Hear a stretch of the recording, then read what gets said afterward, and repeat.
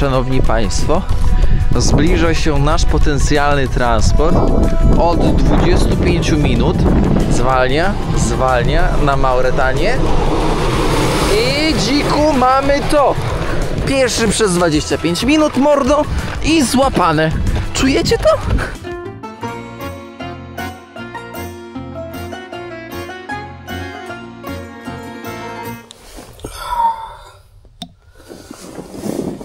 Co wy się kręcicie? Witam serdecznie.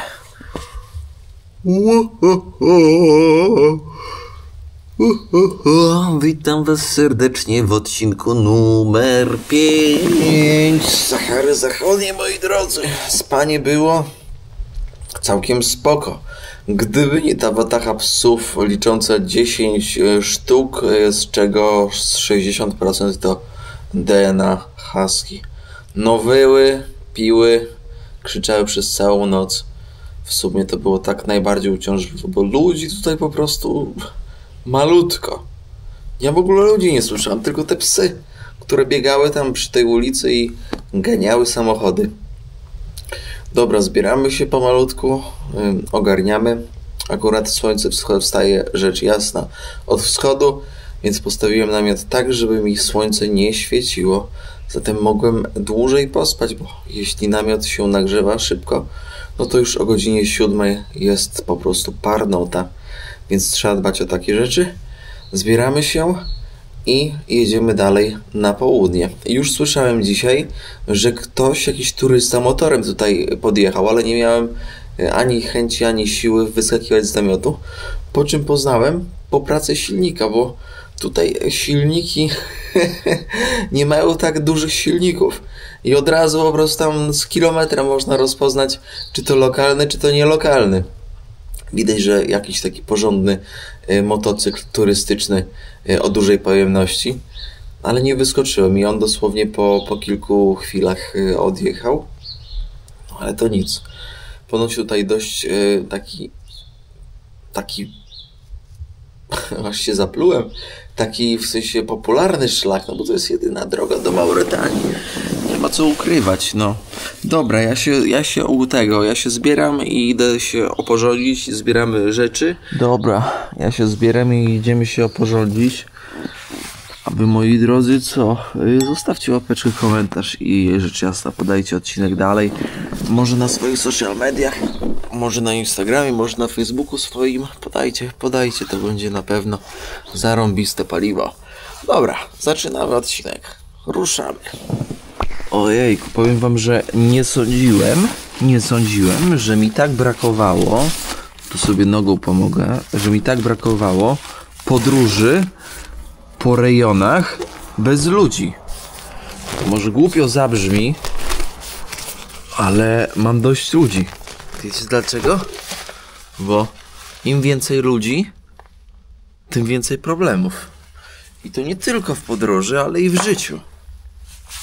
Im mniej ludzi, tym mniej kłopotów. Bo natura cię nie ocenia. Ty robisz błąd i cię nie ma. A nie jakieś tam półśrodki. Nikt ci dupy nie zawraca. Robisz błąd i cię nie ma. Powtarzam raz jeszcze. A stańcie sobie tutaj. O. A może tutaj?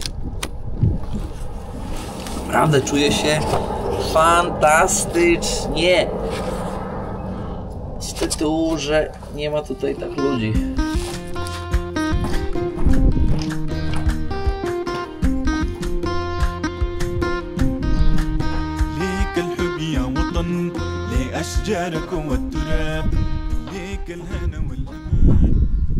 Co wy tam stoicie? Kurde, aż mi portki się ten... Obadajcie na to. Teraz to jest dopiero. O. Aha. I co? Oni śpią, bo Ramadan. Proszę. Nawet za bardzo nikt nie przyjeżdża. Tam w ogóle stacja jest zamknięta. Wszystko jest pozamykane. Do godziny 19 będzie zamknięte. O, to jest moja miejscowa. Zęby umyć.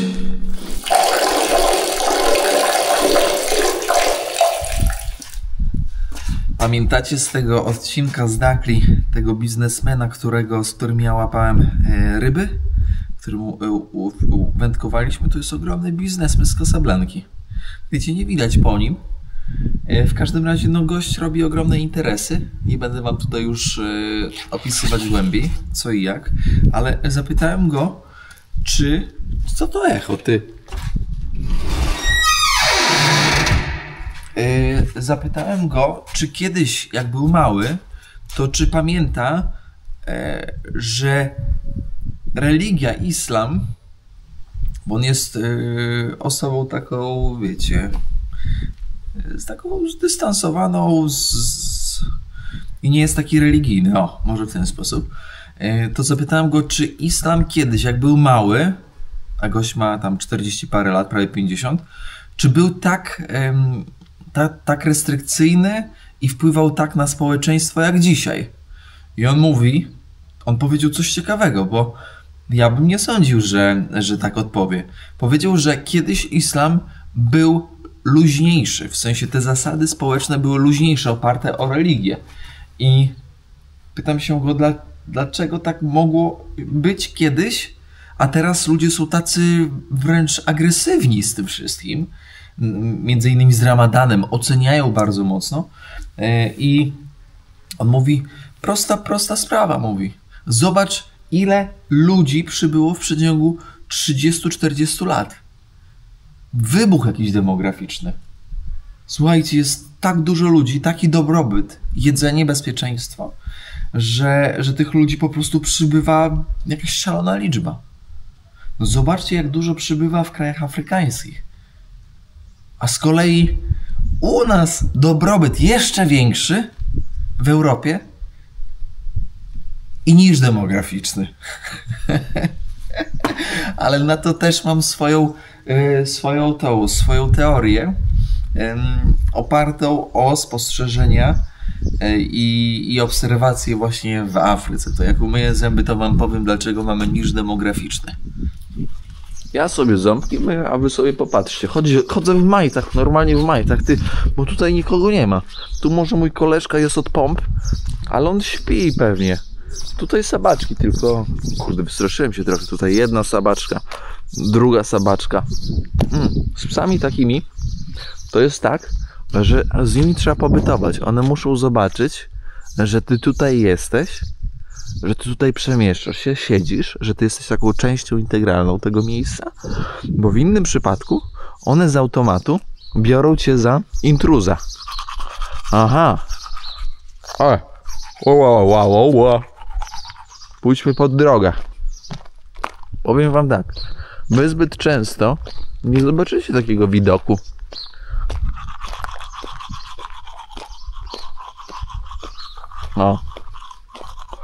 Patrzcie, to jest główna droga Maroko-Mauretania. Czujecie? Czujecie, Pit? Jaki ruch? Godzina 10 rano? Słuchajcie. No super. Wspaniale. Idealnie. W ogóle z lewej nic nie widać i z prawej nic nie widać. No jakoś będziemy radzić, no. Rezydencję zbieram i będziemy działać. O kurczę, przyszło się. Powiem wam, że człowiekowi do życia wiele nie trzeba. Gębę przemył, gębę przetarł. Jak nowy. Chociaż oni tutaj odsalają tą wodę. Też jest proces odwróconej osmozy, ale ta woda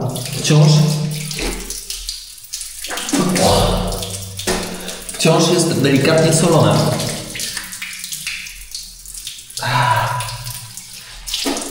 Więc trzeba uważać, bo przy dłuższym spożywaniu takiej wody nerki mogą siąść. Wiecie, no nerki też tak szybko nie siądą, bo ciało zawsze da znać, że coś jest nie tak, więc trzeba obserwować, ale no trzeba być czujnym na takie rzeczy. Zobaczcie, jak rdza, jak wiatr i słońce zjadają metal. Nie ma zlituj tutaj na pustyni, nie ma zlituj.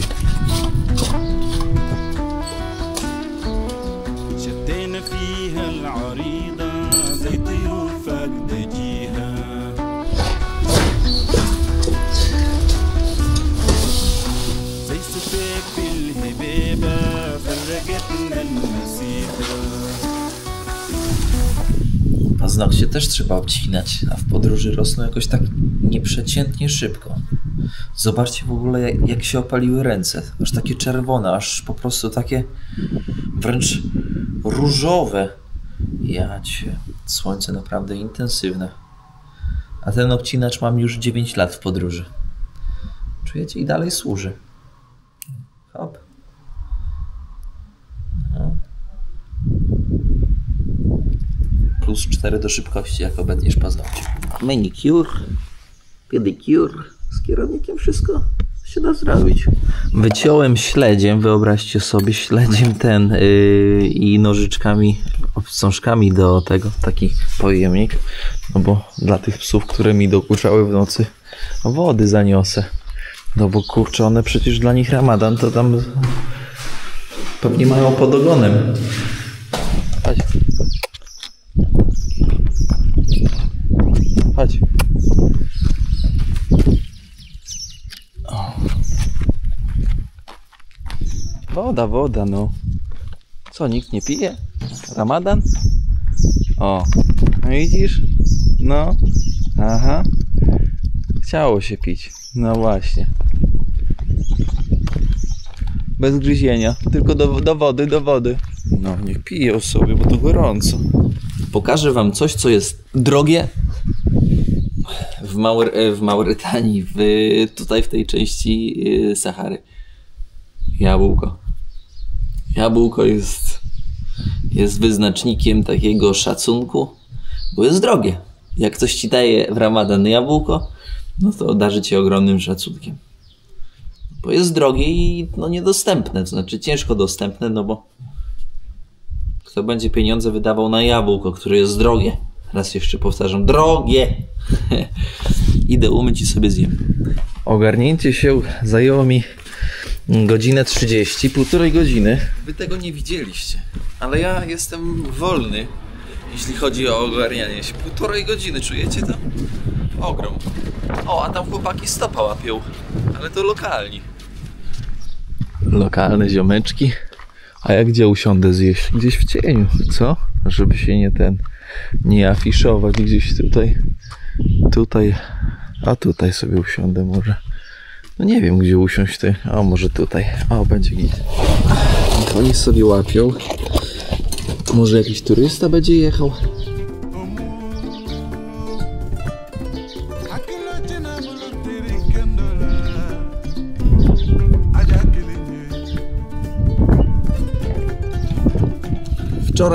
Wczoraj wiedziałem, że może być przypał z jedzeniem. Jak zapytałem gościa, gdzie jest najbliższy sklep, to mi szczena opadła. 165 km dalej. Więc kupiłem tuńczyka i chlebek jeszcze na dzisiaj, na rano. Później mam owoce takie suszone i orzechy. Więc nie jest źle. Jeszcze 1,5 litra wody. Więc jakoś powinno to przejść. Tuńczyk w sosie pomidorowym. No ogólnie od wstania do wyjazdu to 2 godziny mi zajmuje. Się zaplułem. Nie wiem dlaczego tak jest, ale jakoś w podróży się nie śpieszę za bardzo. Wiecie co? Ja z tym Ramadanem to mam mieszane uczucia. Bo wiecie jak oni robią? Oni zmieniają rytm dnia. Jak jest Ramadan, jak nie ma Ramadanu, to normalnie wiecie sobie tam funkcjonują do 23 wieczorem, wstają 8, 7, 6 i tak jak normalnie, nie? O, ciekawe czy złapią chłopaki. A takiego nie złapali. Kurde, to nie jest takie proste. No, ale w Ramadanie to oni zmieniają sobie cykl dnia, czyli na przykład jak ze wschodem słońca muszą wstać, bo tylko wtedy mogą jeszcze zjeść. Załóżmy wstają o 5 i jedzą. Później funkcjonują sobie do godziny, załóżmy 5. Całe 20, czekajcie, ile tam godzin? 12 godzin po to, żeby można było spać w czasie, kiedy nie można jeść. Zmiana w ogóle cyklu życia.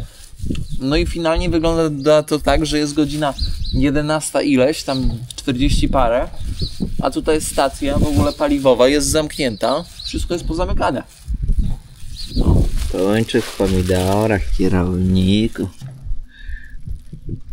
Są takie miękki. No bo w pomidorach, no. A tak sobie jeść takie rarytasy w miejscu, gdzie psy dupami szczekają. O ty, kubek mi się przesuwa. Nie mam kubka. Elektrolity sobie machnę. O, nie mam kubka, muszę się jakiegoś kubka dorobić. No bo bez kubka praktycznie trochę jak bez ręki. Jakiś taki ultra lekki muszę sobie kupić. Ja sobie do tej reklamówki, moi drodzy, zaraz zrobię pewien myk. Do tej reklamówki, moi drodzy, wleję wodę. Spokojnie. Wiatr nam nie pomaga.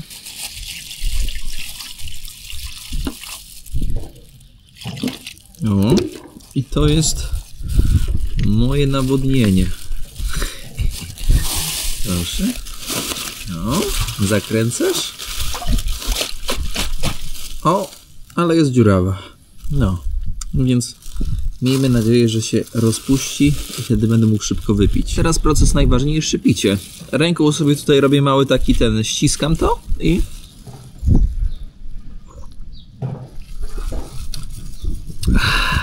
No i sobie piję.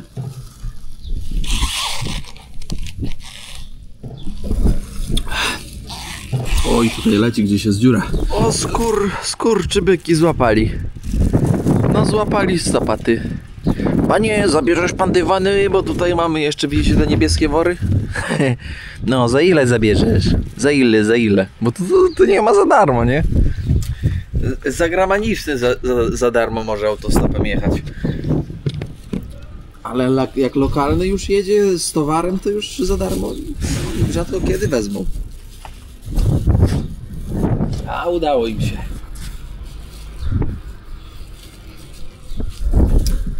Pozostaje teraz ja na stanowisku pracy. Ktoś by się zastanawiał, ile kosztuje litr paliwa na Saharze Zachodniej w kierunku Mauretanii na pustyni Sahara. Słuchajcie, jest możliwość sprawdzenia. Mamy stację. Kolejna stacja za 160 km, czyli daleko.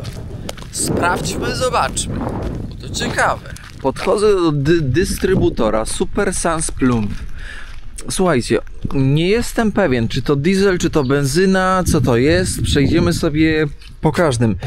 Wyczaiłem, że za litr pokazuje tutaj 11. 11 to jest 4,5 złotego. Tutaj 10, około 10.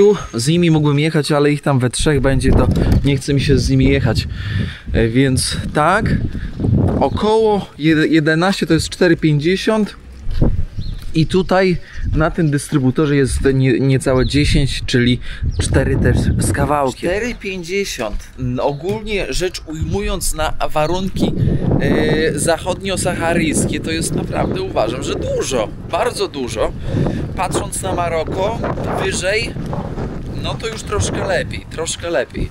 No bo tutaj po prostu policja przyjechała. Tutaj po prostu roboty nie ma. Wiecie, jak to jest z policją?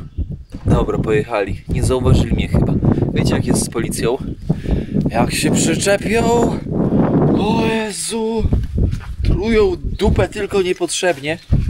A po co mi to? Jaka kultura osobista na 100%? Po co mi to? Idziemy. Łapać stopa. Czarynki brechały przez całą noc, zmęczone. Zmęczone bardzo. Kierownik wodę zostawił tutaj i może spokojnie iść łapać. O, kolejni autostopowicze. No ładnie. Teraz ja zająłem miejscówę i proszę mi się nie wtykać. No może tutaj sobie tak pierdyknę. O, tutaj sobie stanę, gdzie oni stali. Zobaczcie, jaka miejscowa. Niezła, co?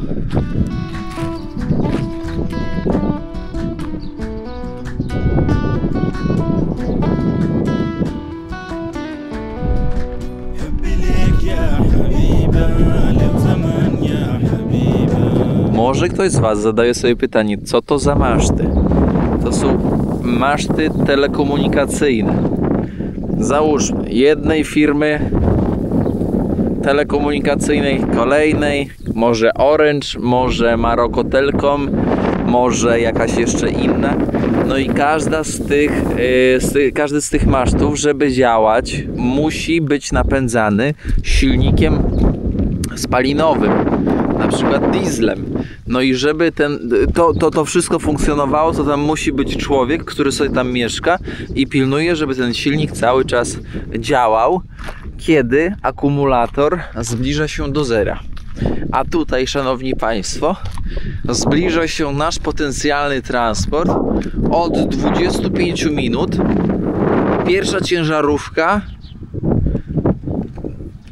Oj, tutaj jeszcze z tej strony też lecą. Ale zobaczmy, jak on podnosi rękę. Podnosi rękę. Zobaczmy na to. A ja podniosę tak normalnie, standardowo. Zobaczmy. Zwalnia na Mauretanie. I dziku, mamy to.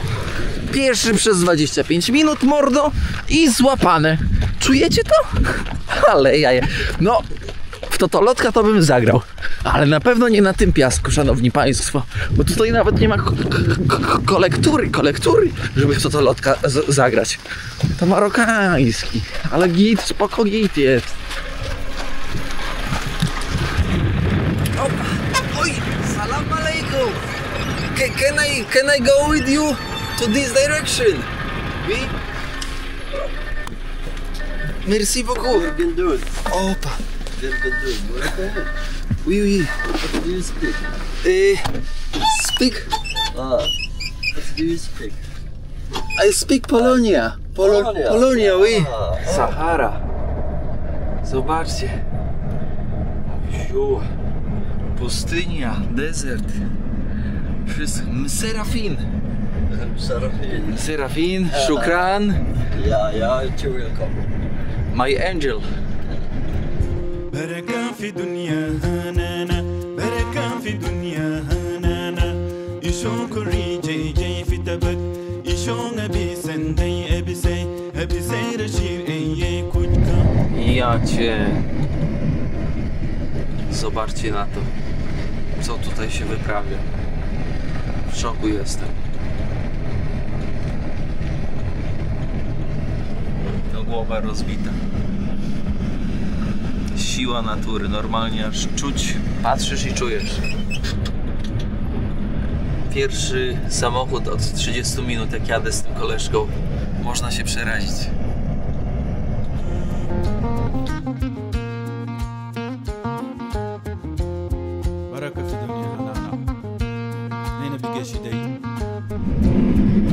Zobaczcie, tutaj punkty wojskowe tutaj na wybrzeżu, tak się ciągną. Ale tutaj też trzeba zaznaczyć, że są też tam w niektórych miejscach pozostałości po walkach, takie, które mogą nogę i nie tylko nogę rozerwać.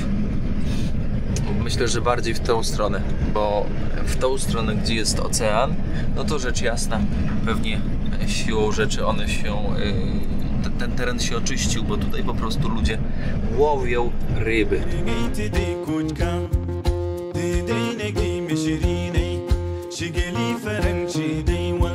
Zobaczcie, wielbłądy. Camel milk. Is good? It's yeah, it's good. It's easy to. What price? What price for 1 liter? I don't know. 10 dinar. No, one euro. A, 1 euro. For 1 liter. A, 4,50 za 1 litr.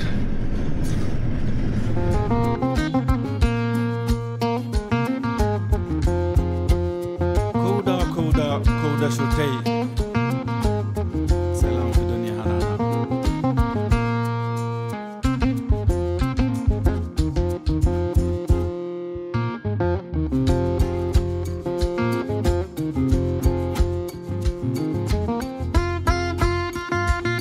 Mongo ala fi dunya. Mamy pierwszych turystów. Proszę, jeden motorek, drugi motorek, trzeci i prawdopodobnie tam z tyłu czwarty chyba jeszcze, a nie to. Czwarty, tak, też 4-osobowa obsada. One camel, how much? $2,000. $2,000. Dollars. Wow, $2,000. And good camel. Good camel. $2,000, duży kamel. Dobry kamel. 8,000 zł. Zobaczcie, szukają wody.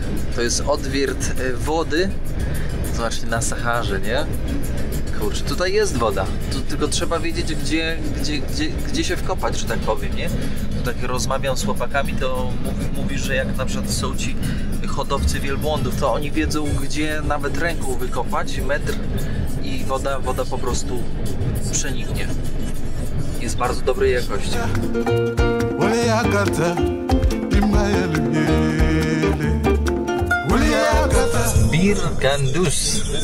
Bir Gandus, miasteczko pośrodku niczego. Ja tutaj wysiadam, sobie pochodzić trochę, popatrzeć co i jak, pokręcić się, odpocząć. Mój koleżka jedzie, a ja sobie tutaj się pokręcę. O kurczę, powiem wam, że no niesamowita sprawa, zobaczcie. Przejechaliśmy Saharę zachodnią, wszędzie pustkowia, wszędzie w ogóle, naprawdę aż w szoku jestem, jak to się ma tutaj, nie? A to jest jedyne miasto w kierunku granicy, do granicy jeszcze tam 85 km. Koleżka, tutaj jakiś obcokrajowiec, nawet nie zapytałem skąd i on mówi do mnie tak: skąd jesteś? Ja mówię, z Polski. A wiesz, że 4 motocyklistów niedawno jechało na północ? Ja mówię, tych co uchwyciłem w ogóle na filmie, czaicie? To 4 Polaków, ale jaja.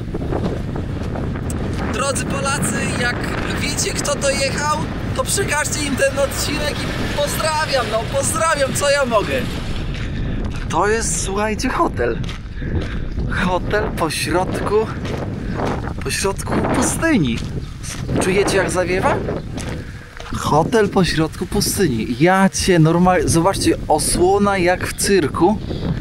Niesamowite. Niesamowite. Kurczę, zobaczcie jaka ochrona, żeby jajec nie obić. A? Ja pierdzielę. Ale cudo.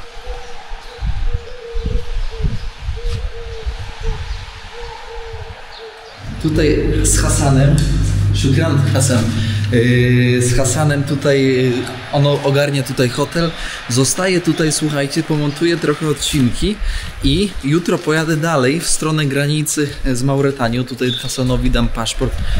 40 zł taki nocleg w takim przybytku. Naprawdę, powiem wam, że jestem pozytywnie zaskoczony. Zobaczcie. Polacy, czy byli tu Polacy.pl? Jest, mamy tutaj, czy jakiś jeszcze tutaj Polak się trafił, Portugalczycy, Anglicy, Hiszpanie, Francuzi. Polaków jako tako, moi drodzy, nie widzę, bardzo często tutaj na motocyklach jeżdżą. Aha, ale miejscówka zarąbista. Zostaję tutaj z prostej przyczyny. Zobaczcie, jak to jest wszystko fajnie zrobione. Ten hotel ma 24 lata. 24 lata, ale miejscowa, po prostu no nawet jakby się nie chciało, to trzeba po prostu tutaj zostać. Pięknie zaaranżowane. Idziemy, pokażę wam swój pokój. Zostaję tutaj z prostej przyczyny, bo muszę naładować baterię. Mam totalnie praktycznie wszystkie baterie. Ta bateria, na której teraz kręcę, pozostawia mi, moi drodzy, tylko i wyłącznie 16% możliwości nagrywania. W sensie, że mam 16% baterii. A to jest no dosłownie kilka minut nagrywania. Więc chcę podładować wszystko. No i też pomontować trochę odcinki, żeby było co wrzucać. A internet jest całkiem dobry. Co prawda odcinek będzie jeden się wrzucał jakieś 2 do 3 godzin, ale jest spoko. Chodzimy. Kolega mi powiedział, zajmij tylko jedno łóżko. żeby wiesz, za dużo tutaj roboty później nie miał.